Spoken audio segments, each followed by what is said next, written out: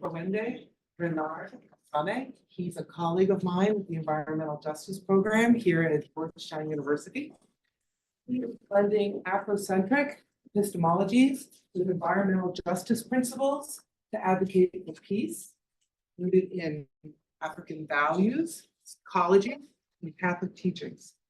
He examines how Afrocentric ecologists promote human dignity and the common good within sustainable frameworks, critiquing science's limited approach to the impact of climate change on marginalized communities. Sané is a co-founder of the Research Institute on Peace in Sahel in 2022. He's also authored 7 books on Pan-Africanism, human rights, and peacebuilding, including Realizing Human Rights with Martin Luther King Jr. in 2014, and the Manual for Peace Education in Africa in 2020. I have really been looking forward to this talk, so let's give him a warm welcome. Sané, take it away. Thank you, Jenny. Hi, everyone.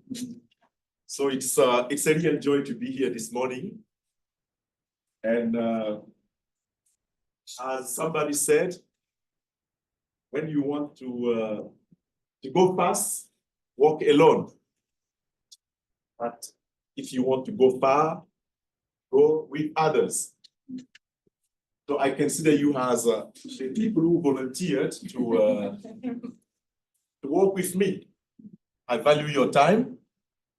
And as a critical pedagogy educator, I really value critical questions, critical comments, critical everything.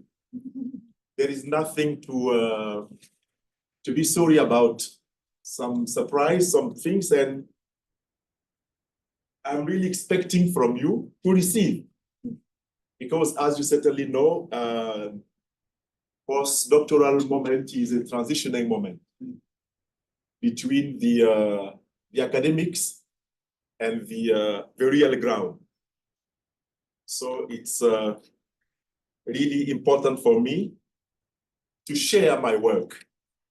And I like sharing what I have in order to be able to make sure what I'm doing can contribute what our world needs. So as you can certainly see, this is the title of my presentation. So it will be about 3 fundamental points. So the first one, I will talk about Yakuba Sawadgo's message to the world, which is fundamentally my thesis that I did in San Francisco last year. And the second point will be about the epistemologies of the South and their value in qualitative research. And the final point will be about my presence here and my next research in Africa. So before that, I want to bring some clarifications about some specific concepts about Afrocentricity. Afrocentricity is about the consideration of thought, action, practices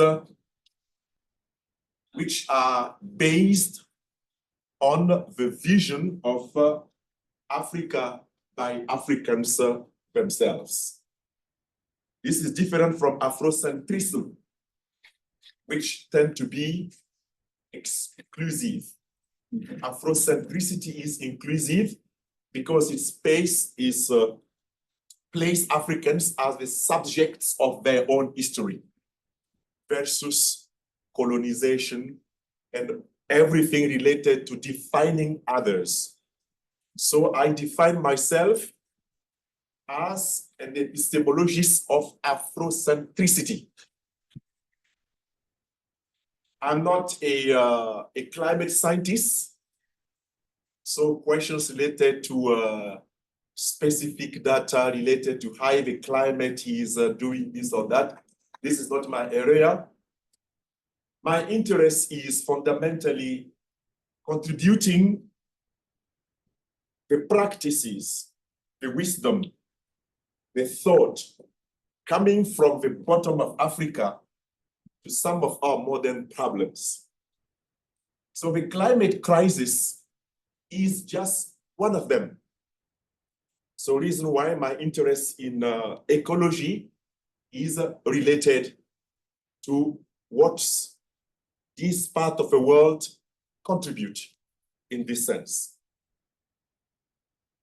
So the concept of Afrocentricity was framed by Manuel in 2003. It's a philosophy, and the meaning, as I've said, it's the capacity of allowing those who were colonized in Africa to grab their own traditions, being connected to their own ancestral values, and contribute what can be done in this world. So now, let us go to Yakuba Sawadgo's world and listen to the man who stopped the desert.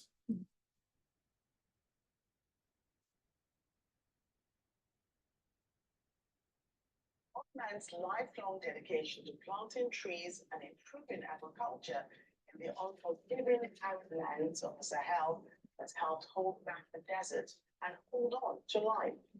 Yakuba Sawadgo has devoted his life to halting the tide of desertification, and for his effort, he has been honored by the United Nations as a champion of the earth. Yakuba Sawadgo is known as the man who stopped the desert. Sources said that he brought life back to the arid lands of Wahibuya, northern Burkina Faso. His accomplishments earned him the Champions of the Earth 2020 award. The United Nations Environment Program would say Sawadgo's vision, innovation, and determination succeeded in reversing the desertification process that was decimating his agricultural community. This tree I have just planted keeps a lot of umbrage. It will also bear fruit, which will benefit people and animals. It is a really good tree. In the 1980s, people in the semi-rural city of Wahibuya, a city of more than 70,000 people, started feeling the effects of climate change, rising temperatures, and dropping rainfalls. The forest you see here today, this was a real desert before. There was no umbrage or shadow from a single tree here. Subsistence farmers in the Sahel region depend on rain-fed agriculture. As the rains lessened, became more erratic, crops started to fail, and animals and trees died. Rather than flee the region like other farmers, Sawadgo decided to see if he could improve on the local side technique of planting widely used by thousands of farmers in the region. Traditionally, farmers start working the land during the rainy season when they plant a seed in a hole dug in the degraded earth. Sawadgo believed it would work better if the land was prepared well before the next season. So he dug wider and deeper holes and filled them with natural organic compost. He also surrounded the planting area with rocks so that when the rain starts, water is directed towards the seeds and none of the moisture is lost. And so once the rains arrived, Sawadgo was ready to plant the seed with naturally fertilized, well-drained holes. Sawadgo applied the same technique to plant trees, which he said are crucial to reducing the effects of climate change, which he sees as a source of lost life.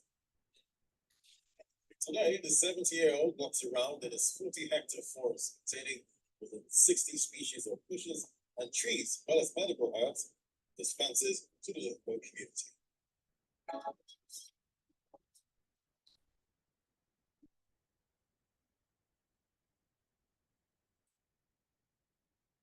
Okay, so this is the man. Myself, I was born in this region of Africa, which is very desertic. And seeing this man from our neighboring village accomplishing something like that, it was really very touching. And how I encountered Yakuba and learned from him. So everybody knows about this man called the man who stopped the desert. There is a documentary about him on this specific topic. So I have come to encounter him when I was really looking for the capacity of valuing what is fundamentally Afrocentric in our sense of looking for solutions to address some of our problems. And as you know, the climate crisis is one of them. And I am very familiar with this forest he created and all people who learn from him. I was a little bit dissatisfied with, by those who made research on Yakuba, including the documentary, the international recognitions he received, including the Alternative Nobel Peace Prize in 2018, and in 2020 he was declared champion of the earth. I was dissatisfied because people did not really dig deeper to understand how he framed what he did. It was like rewarding somebody exclusively from his own community. And in Africa, it doesn't work like that. It's important to value the community that contributed to that. And even if the community can sometimes be a real obstacle to some of the realizations. So reason why I come out with my thesis. So in his practices, there are two specific practices. The first one is called Bézaï technique. As you saw in the documentary, Bézaï's technique consists in starting earlier in digging holes in order to prepare the ground. So the holes you see here are prepared 3 months before the raining season.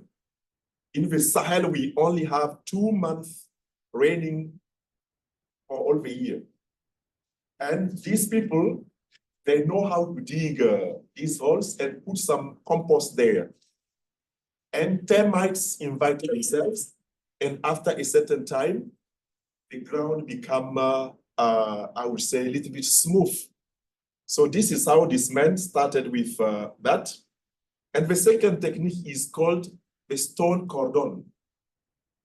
It's a kind of aligning stones in order to maintain the compost. You know, when it's raining in these kind of lands, everything rich from the soil, the fertilizers, can be removed by the waters.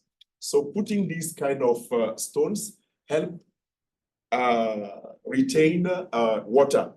So these are the techniques Yakuba used to really make this forest. It took him 40 years to do that. So these are some of his fundamental principles I captured from his achievement. Because I went to him many times, and my questions were related to how do you define the climate crisis? What are the fundamental elements that really ground your hope to make sure that you can reverse the situation? And one of his main answers was to tell me, our world is spoiled because our common zamane has become problematic. There is no word for the concept of zamane. For us to say the world, everybody used to use the concept of dunya. Dunya can just say, means the world. But when you use the concept of zamane, it means a connection that relates people, animals, plants, and every living, even stones. So the old man told me, our zamane has become problematic. There is a dysfunctioning way of relating to one another in our world. So what you call climate crisis is just the external expression of something our eyes cannot see and understand. People are more and more disconnecting themselves from one another, from animals, from plants, and even from mountains, rivers, and all the rest. The consequences is what we have today. And the situation will worsen if we do not come to understand that we are not the champions of this planet. This man didn't go to school, but he is very connected to Théâtre de Chardin understanding of the human phenomenon. I don't know if you are familiar with this great Jesuit scholar. He was a paleontologist who wrote a lot about the principles of evolution. This man, Yakuba, told me, unless we come to understand our connection with all of these elements, the situation will worsen. And he also told me the climate crisis is not really related to the impoverishment of the resources. Of course, this is what many scientists are saying. It's true. But he said it's also more than that, because we tend to consider the earth as an object, okay? And everything is related to how can we exploit the elements of the earth. Rather, we have to consider it as a mother.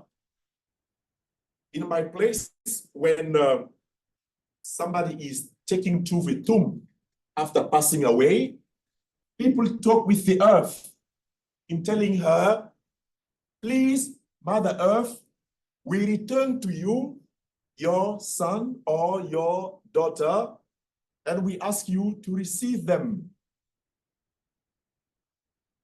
This man told me, we have to come back to this, I would say, rudimentary understanding of our relations with the earth. Instead of only exploiting, we have to see her as a mother. Another element I discovered from Yakuba is also his capacity of knowing how to negotiate with the earth. Usually the concept of negotiation is used for conflict resolution, peace building. But this man told me, we have to know how to negotiate with the earth and her components. And the concept he used is related to how you relate to people who are older than you. Because he said, the stones, the plants, the animals, they are our elders. Okay? These elements were created before us. And to him, if we want to regenerate the earth, we have to understand that we are among the youngest in this world and relate to them as our elders. And he demonstrated to me how he relates to termites. For instance, digging this holes you just saw, putting the compost there, and touching the soil 3 times, pronouncing positive words. It's kind of magic. The guy is a mystic. And what I saw was just amazing. And he told me, just have to put water there and see how things will evolve. And he said there are types of termites that destroy, and there are termites that nourish the soil. When I negotiate with them, they know how to keep away the bad termites and respond to my prayer. I was very touched. Another element I learned also is the capacity of Yakuba to domesticate animals. A desertic place you saw and that he transformed, he used to place in the first trees he planted there some recipients to receive water. So when it's raining, So the water remain in these containers. And he said, this is my way of attracting birds, because when they are thirsty, they can smell water. I said, wow. Birds from distance can smell there is water there, and they will come. And he told me the birds you see in this forest, they invited themselves because everywhere here is very desertic. And because they were thirsty, they were attracted by the water I put, the water in these recipients. And they came to drink this water. And when they finish drinking, they stay there. And sometimes they bring to me some seeds coming from where I don't know. But because I welcome them, they repay me in return in leaving the seeds of food they ate in some places I don't know. And I saw some plants, so I didn't plant these trees.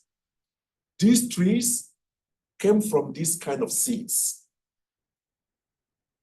So the approach of this man is not very egocentric at all. It's a kind of very respectful approach with nature and the understanding of how we should relate to that, to these elements with greater respect.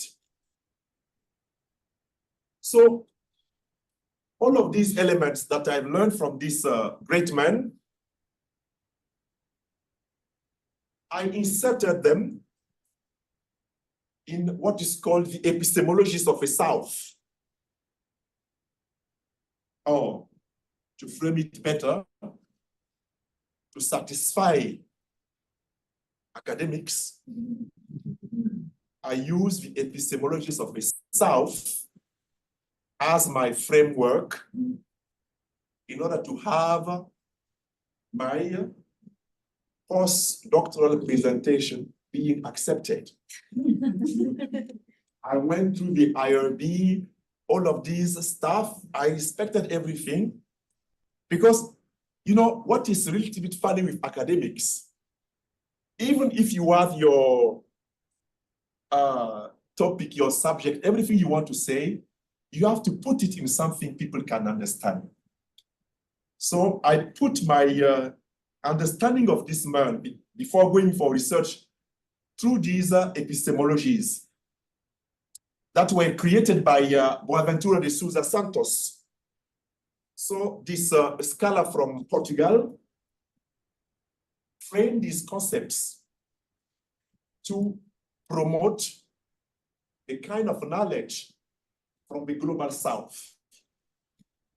Because, as you certainly imagine, colonization also came with removing from the table everything that native people claim being knowledge.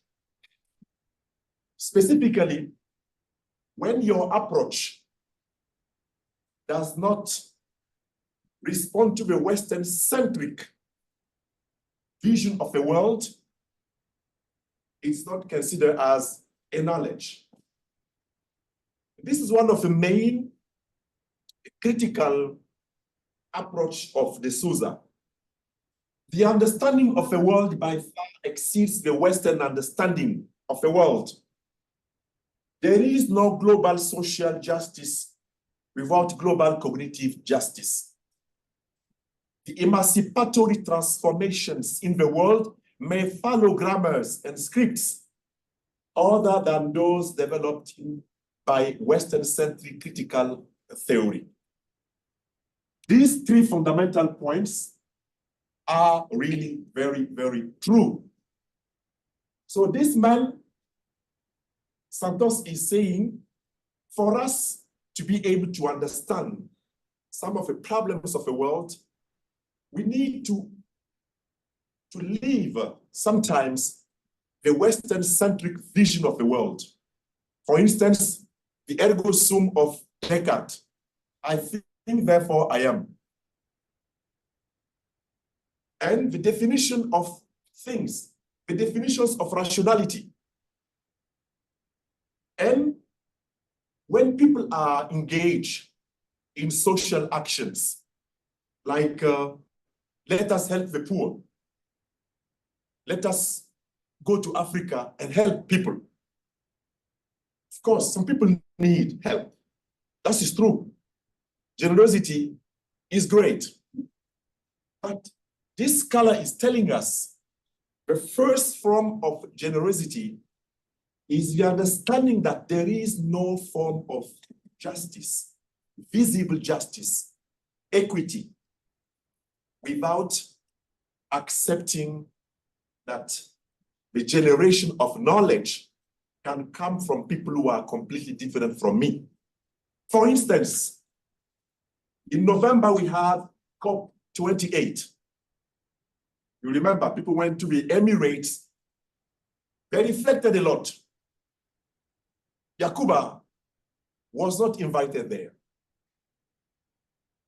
Boaventura de Souza is telling us, if you want to claim justice, you should also open your door to people like Yakuba and be humble enough to have him telling you, let me show you how you can negotiate with termites. So the justice of our world is also in this understanding. It's not only all about redistributing resources. It's fundamentally redistributing our understanding of what it means to know, to understand, and to use methods.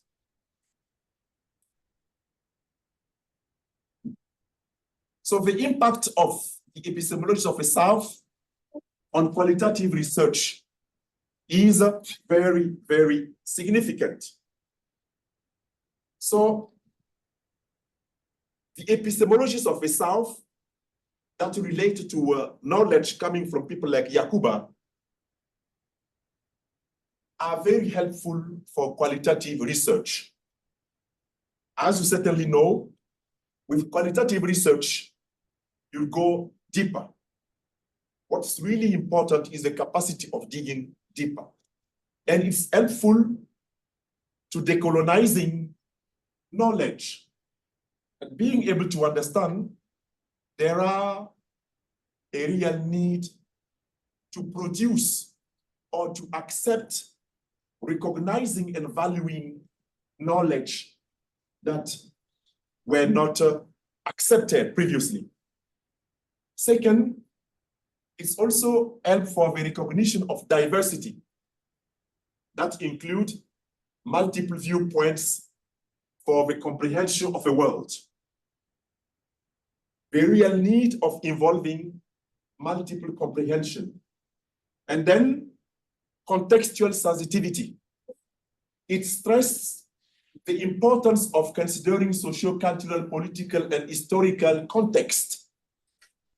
Because there is no text without a context and a pretext. It's very important.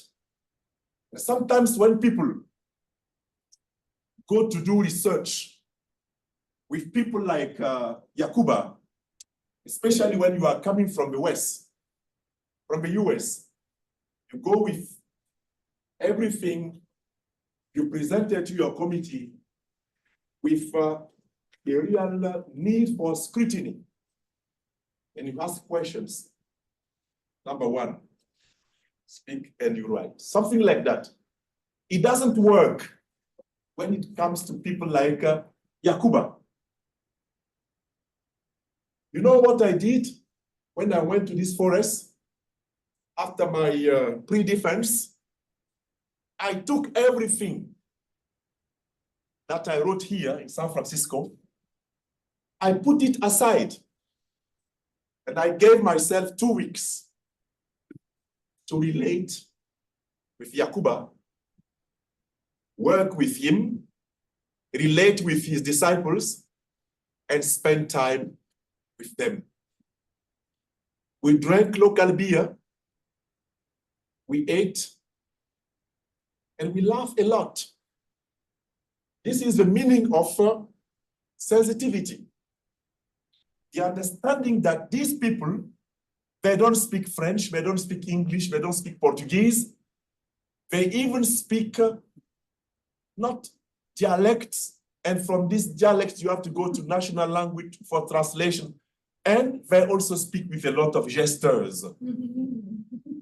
Everything are not related to words. When the old man is shaking his head like that, it has a meaning. What is happening with our climate crisis? A deep silence. My son, our Zamani is spoiled. And when he wants you to be with him, he can grab your hand like this. Somewhere people will call it harassment.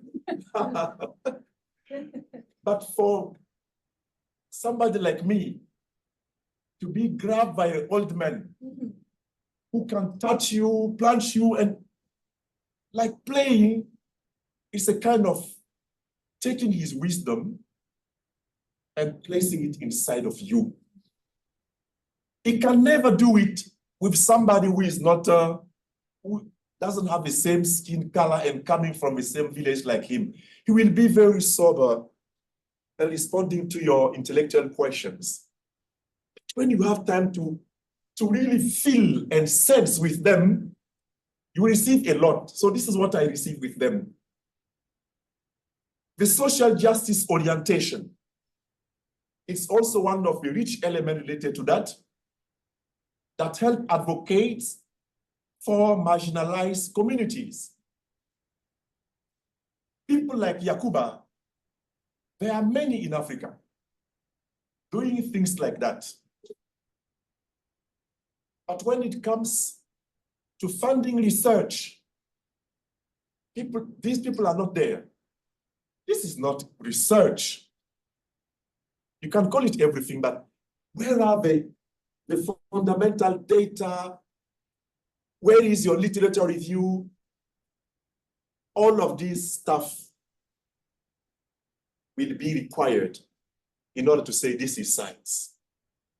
But when you relate with them with the understanding of the lenses coming from the epistemologies of the South, you really uplift and promote what's coming from them without having them come in classrooms. So the epistemology of the South also promote plurality. And in general, it's helped for inclusivity, diversity, contextualization, and more.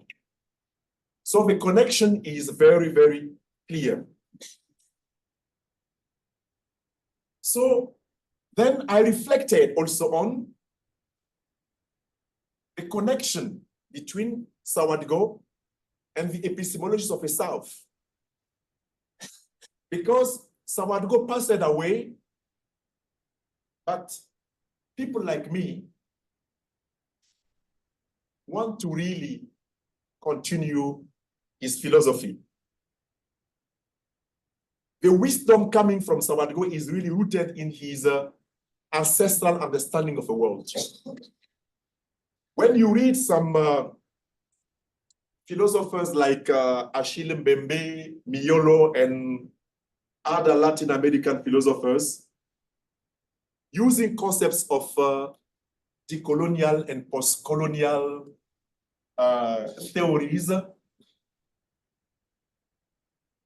you understand that sometimes the debate can remain on the theoretical level. But when you go to people like Yakuba, you see the understanding of these theories in real practices.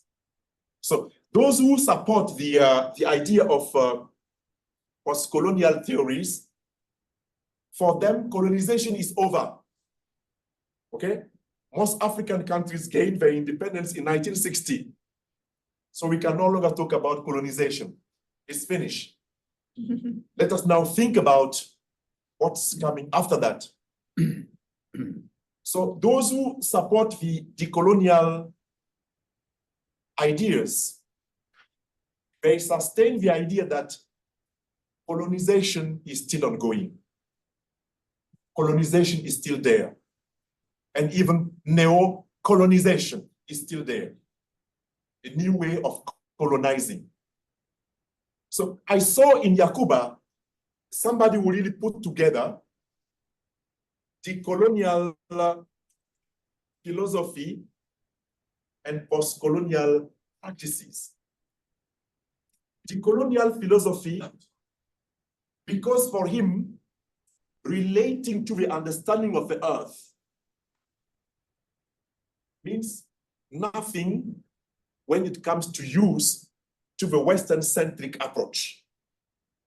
His methods, called Zai and Cornerstone, are not related to Western-centric vision of the world. This is really decolonial. And the post-colonial practices are related to his capacity of domesticating animals, talking with termites, talking with plants, and telling you they have a form of language. This man, for me, is really putting together the debate opposing decolonial and post-colonial theorists. His originality comes from the capacity of going beyond philosophy and advancing real practices. So, in my last point, I want to talk about what I'm doing right now here and why all of this is related to what I will have to do in the future. I am very blessed to be here. Thank you very much. Being at Georgetown is great. There are a lot of great scholars here. And I wish I could have 1, 2, 3 heads to receive all I see here. So I'm working on publishing articles and also transforming my thesis into a book. So the first article you see there is already published by the Earth Commons magazine. The second article, I sent it to Cambridge Press, and it's on the way for peer reviewing. The third and the fourth one are works in progress. So I'm also working with my advisor to transforming my thesis into a book.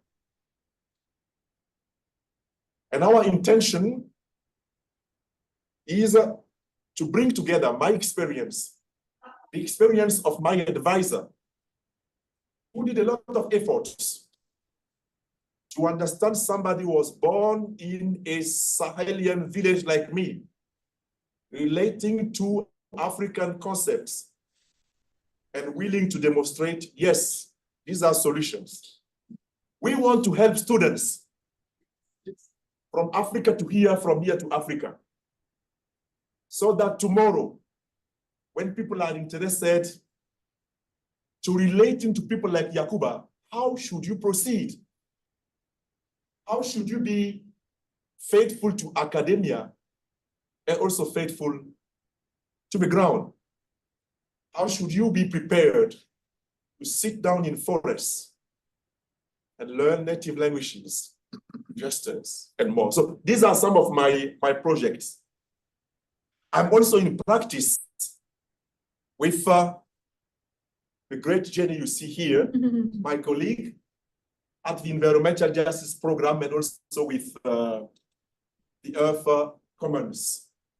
So we are working on a project that will consist in promoting, uplifting, and helping small farmers in the eastern part of Africa, and also being able to connect what is done in Jesuit universities and being able to to help these people and uplift their knowledge to a context of understanding integral ecology in general.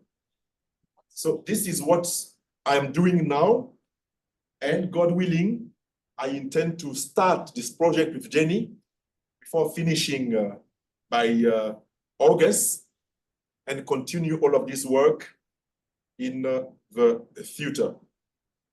So my future research in Africa will be related to connecting people like Yakuba with academics, taking people like him, bring them to academics, take academics and bring them to Yakuba, especially helping students understand that the real meaning of decolonization is also our capacity to stop defining intelligence only in terms of diploma, in terms of master's degree, PhD, and whatever you want. Helping people understand that knowledge can come from everybody, everywhere, and we need to make a lot of connections with that. So this is what I had to present you. Thank you for your attention. So now you are welcome to contribute, comments, ask questions, and more. Thank you.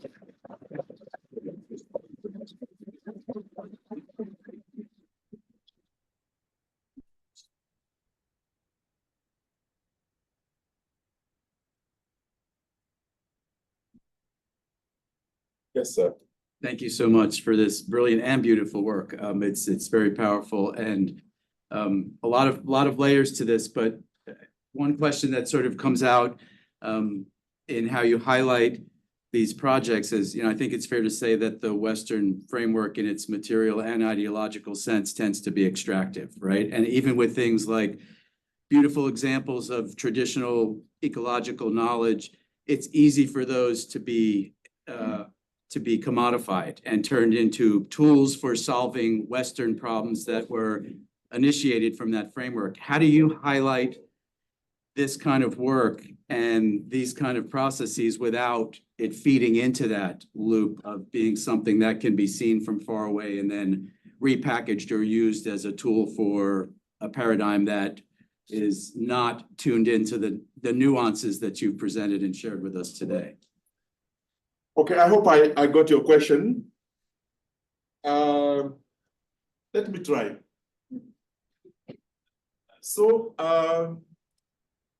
for me, when I see the capacity of people to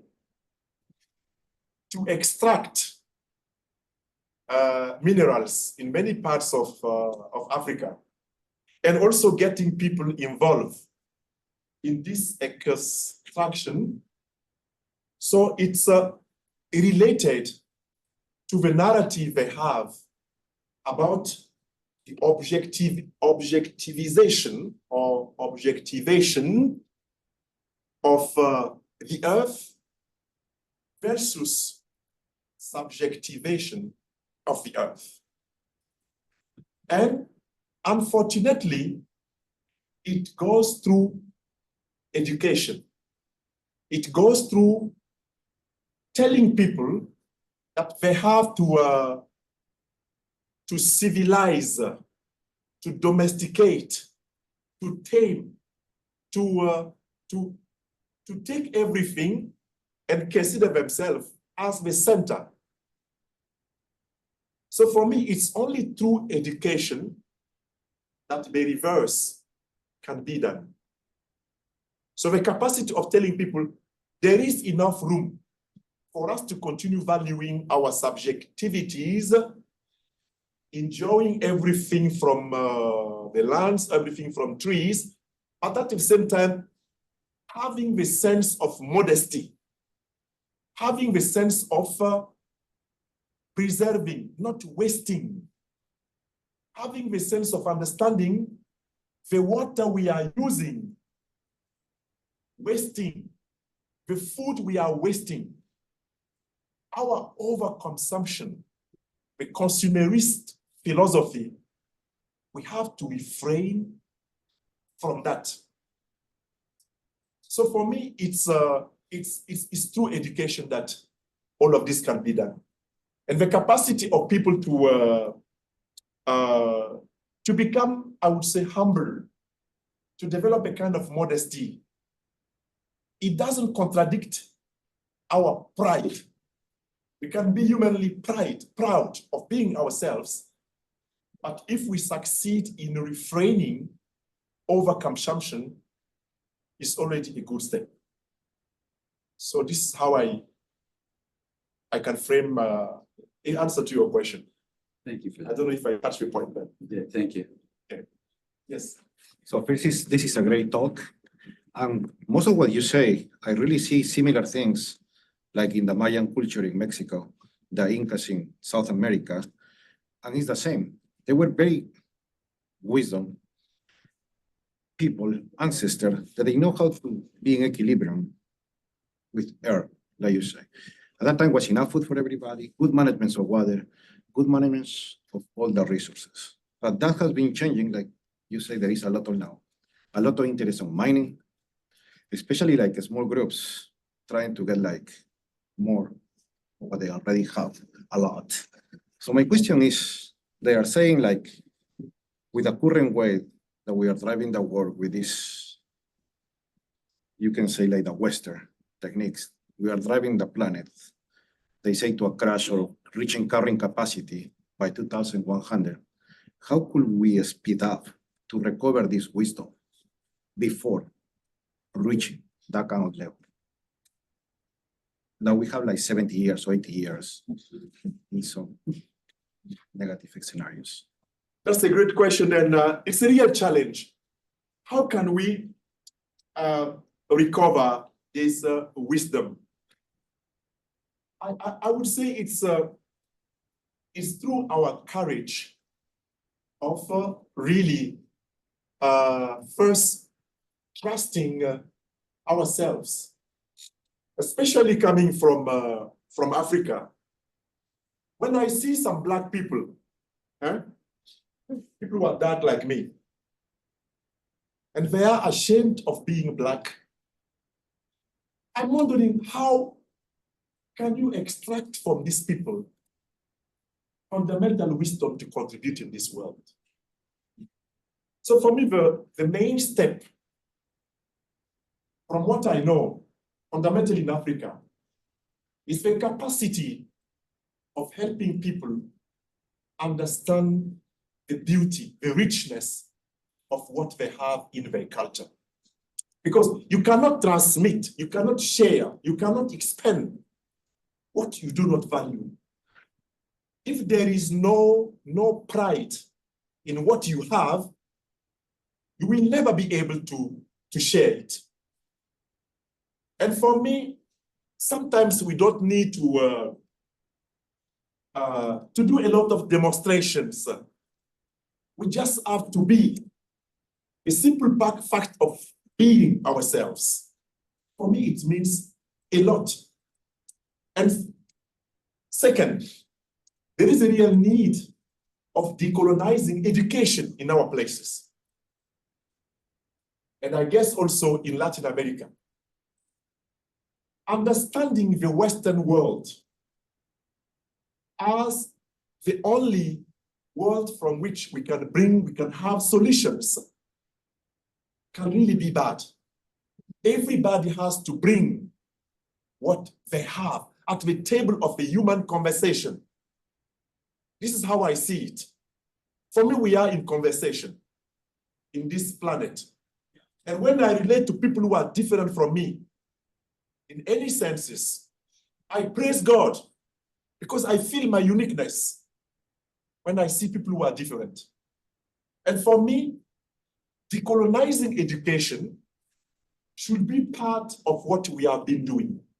And being able to bring people like Yakuba to international talks, international discussion, and helping people understand that we don't have some people who have come in this world to accompany others. Everybody has come to contribute their best. So I come again to say the meaning of education. And this education is to be fundamentally from people who trust themselves, people who are confident, people who can stand and be able to defend peacefully, non-violently, their conviction. And also being able to address those who have what I call the false generosity. People who go to poor countries to help. For me, the best way to help people who are underdeveloped, people who are poor, it is to start here. Great countries like the US. From here, going to New York, to the UN, the people who are very well dressed, articulating good English, the best way to have change, positive change, is not only in taking money and going there, but being able to have the deciders making helpful policies. How can you promote African culture in the eastern part of the Congo, where you have the biggest companies extracting minerals to make the computers and everything we are using? They are coming from the developed world. And when people see the achievement of this technology, they feel their humanity diminish because they cannot achieve it. Yet the raw materials are taken from their lands. So for me, the justice in terms of knowledge is to be the real challenge when it comes to face deciders and having enough courage. Reason why I like universities. These are places where you can discuss your ideas. You can contradict people without fear. And I don't know when they will allow me to speak to the UN. I don't know if it will come one day. But from now, from here, I can talk. So this is what I can say, brother, about your question. Yeah. Thank you. This has been fascinating. And I wanted to ask about some of the language that we use and trying to elevate some of the language that we use about marginalization.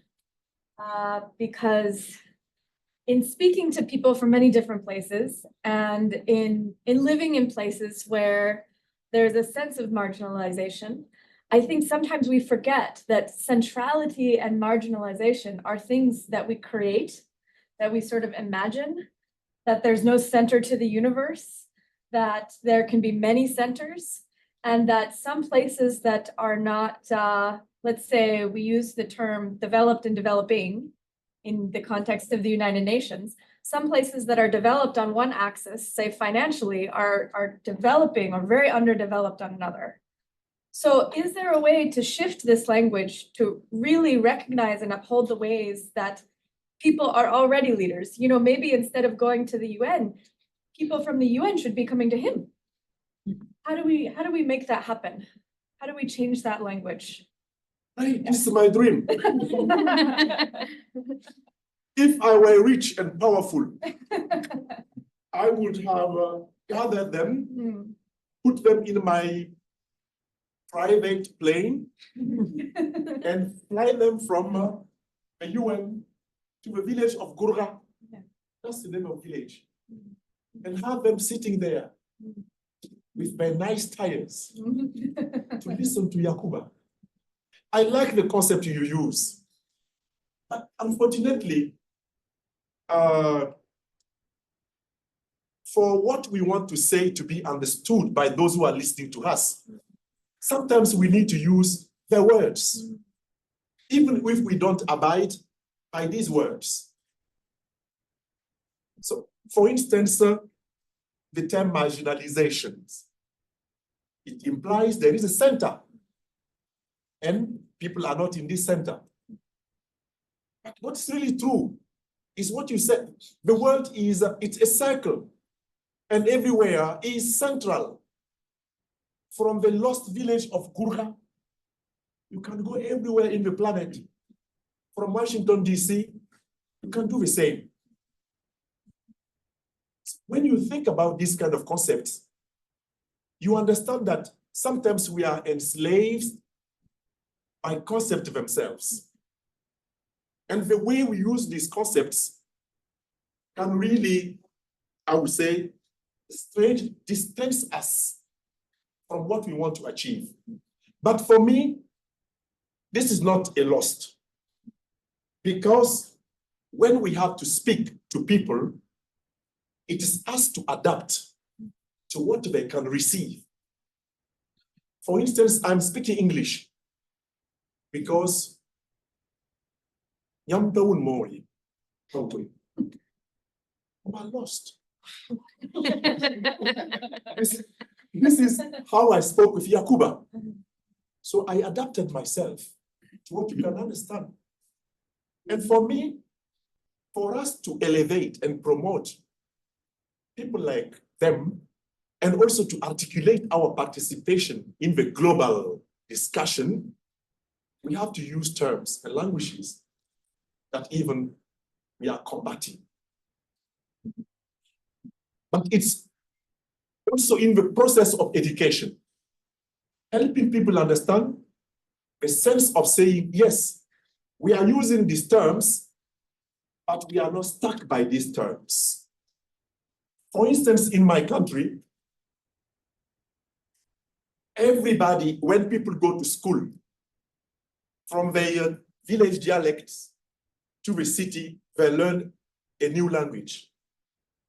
When they go to colonial schools, they do everything in French. And when they reach college, they start learning English or other languages.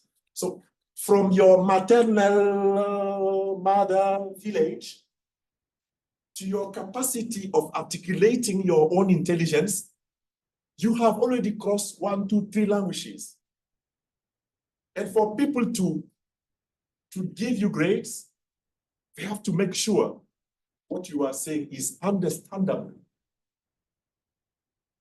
And the struggle we have now in our colonized countries is helping people decolonize, being decolonized from their mindset. And having them understand, you don't need to speak English to have people say you are smart. If you know how to conjugate your relations with others and uplift yourself, relate to the world and bring solutions, you are already very smart and intelligent. But for me, it is to be a real struggle. So reason why people like me and what the Jesuits are doing in Africa and some of our missions, it consists in that. Having people trust their own native languages, having them learn from that, and having them getting the sense of understanding, yes, it's possible, and we can do it from our own understanding. Of course, we need great languages to relate to others, but we don't have to stuck in these kind of languages. Yeah. Yeah. I guess in the West, we have a very, and certainly in sort of the Catholic religious tradition, there's a very hierarchical view of, God and then man and then mammals and then other animals and plants and everything else. It's very hierarchical. And so I guess I'm curious about what you view the role of religion and spirituality in sort of dismantling that hierarchical view and getting people on board who maybe hold that very strong sort of religious view of the structure of the world and what's important, and sort of using spirituality to sort of rearrange that view. Oh, this is This is a lifetime work. Because myself, I'm a Catholic priest. But I discovered Catholicism when I was already a young adult. I got seduced. But when I read a lot, I've come to understand, yes, Christianity is great. You can get a lot. But from African spirituality, you can also get a lot. So now I'm considering myself as a kind of a crossroads of everything in terms of spirituality and religions.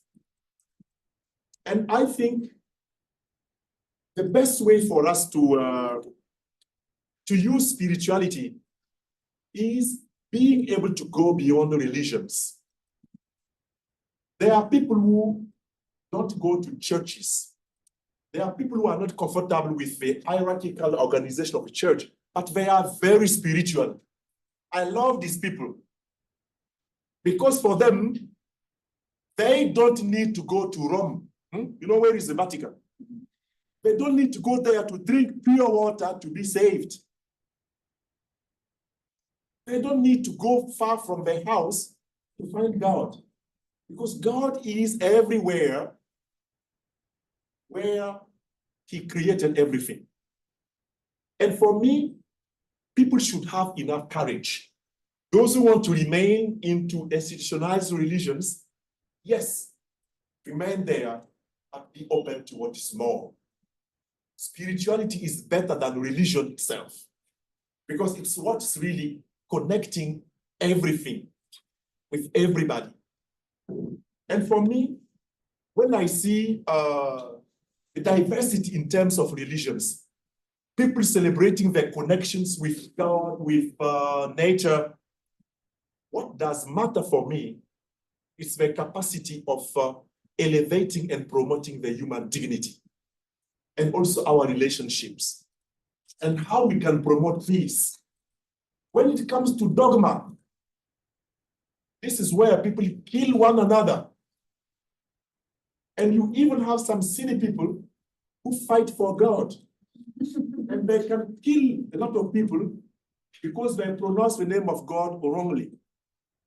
And what I love with African traditional religions is the fact that there is no dogma. The sense of spirituality is basically in the connection with the spirits. The understanding of that we living, we are connected to those who are passed away.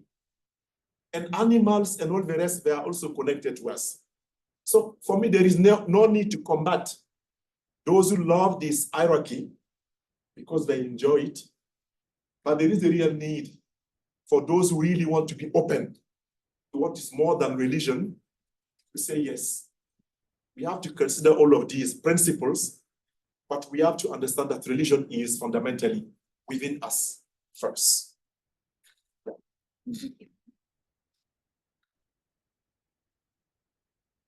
Okay. Thank you so much. And just a reminder that next week's Eco Talk will be in a different room, so please keep an eye on your email for that. And also, please, if you're not part of the Eco Listserv, send us an email. You can find it on our website, sign up, and then you'll get all these talks and notifications about where they'll be.